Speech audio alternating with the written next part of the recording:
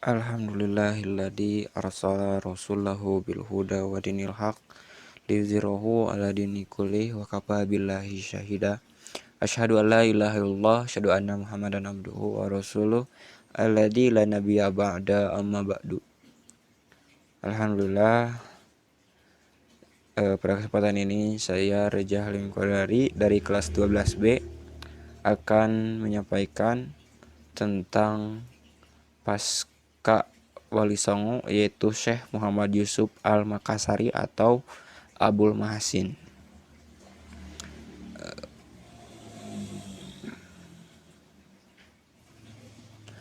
Beliau lahir di Goa, Sulawesi Selatan 3 Juli 1626. Ia adalah salah seorang pahlawan nasional Indonesia. Ia juga digelari Tuanta Salamakari Goa atau artinya Tuan Guru Penyelamat Kita dari Goa oleh pendukungnya di kalangan rakyat Sulawesi Selatan. Syekh Muhammad Yusuf lahir dari pasangan Abdullah dengan Aminah. Ketika lahir, dia dinamakan Muhammad Yusuf, suatu nama yang diberikan oleh Sultan Alauddin. Beliau adalah Raja Goa pertama yang Muslim, dan juga dia adalah kerabat ibu Syekh Yusuf.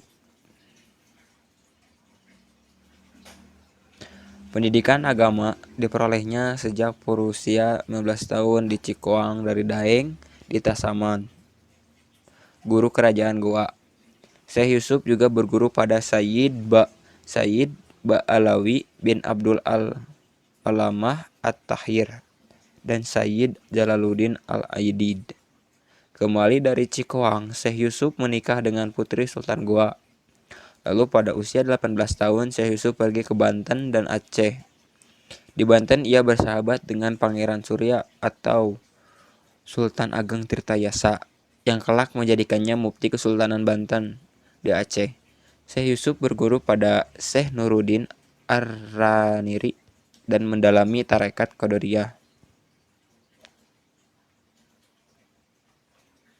Pada tahun 1644, Syekh Yusuf menunaikan ibadah haji dan tinggal di Makkah untuk beberapa lama, di mana ia belajar pada ulama terkemuka di Makkah dan di Madinah. Syekh Yusuf juga sempat mencari ilmu ke Yaman, berguru pada Syekh Abdullah Muhammad bin Abdul Al-Baqi, dan ke Damaskus untuk berguru pada Syekh Abu Al-Barokat Ayub bin Ahmad bin Ayub Al-Hawlwati Al-Quraisy. Syekh Yusuf mempelajari Islam sekitar 20 tahun di Timur Tengah. Ketika Kesultanan Goa mengalami kekalahan perang terhadap Belanda, Syekh Yusuf pindah ke Banten dan diangkat menjadi mufti di sana. Pada periode ini, Kesultanan Banten menjadi pusat pendidikan agama Islam dan Syekh Yusuf memiliki murid berbagai daerah, termasuk 400 orang asal Makassar yang dipimpin oleh Ali Karaeng Bisai. Ketika pasukan Sultan Ageng dikalahkan Belanda tahun 1682, Syekh Yusuf ditangkap dan diasingkan ke Sri Lanka pada bulan September 1684. Di Sri Lanka, Syekh Yusuf tetap aktif menyebarkan agama Islam sehingga memiliki murid ratusan yang umumnya berasal dari India Selatan. Salah satunya ulama besar India, Syekh Ibrahim Ibnu Mi'an, termasuk mereka yang berguru pada Syekh Yusuf. Selanjutnya, melalui jamaah haji yang singgah ke Sri Lanka, Syekh Yusuf masih dapat berkomunikasi dengan para pengikutnya di Nusantara. Sehingga akhirnya orang Belanda ia diasingkan ke lokasi lain yang lebih jauh, Afrika Selatan.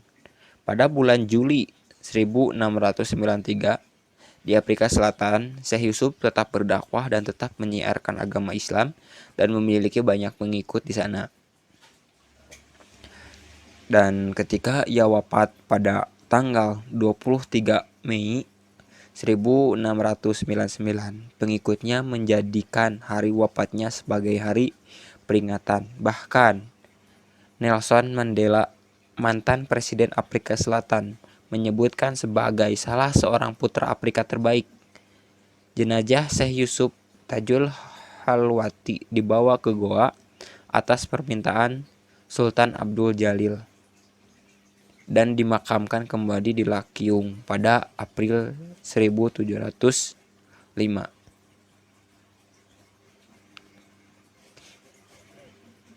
Terima kasih. Cukup sekian yang dapat saya sampaikan. Mohon maaf apabila banyak kesalahan. Tutup saja dengan doa. Rabbana atina fid dunya hasanah wa fil akhirati hasanah wa qina azabannar. Assalamualaikum warahmatullahi wabarakatuh.